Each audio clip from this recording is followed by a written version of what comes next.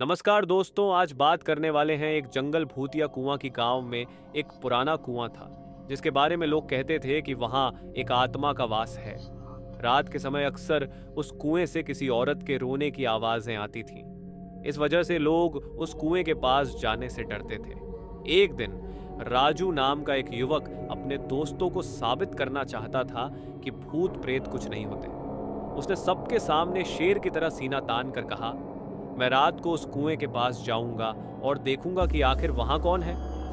दोस्तों ने उसे समझाया पर वह नहीं माना।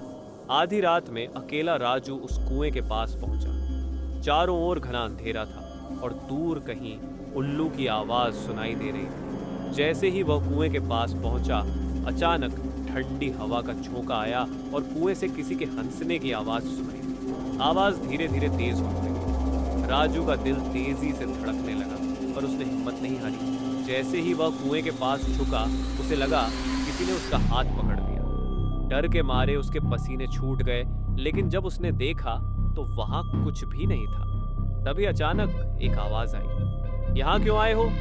राजू बिना कुछ बोले पूरी ताकत से वहां से भागा और सीधे अपने घर पहुंचा। अगले दिन जब दोस्तों ने उससे पूछा तो उसने कहा, जो भी हो, मैं दोबारा वहां कभी नहीं जाऊंगा। उस दिन के बाद से राजू कभी भी उस कुएं के पास जाने का नाम नहीं। कहते हैं वह आत्मा अब भी उस कुएं में भटक रही है। किसी नए मेहमान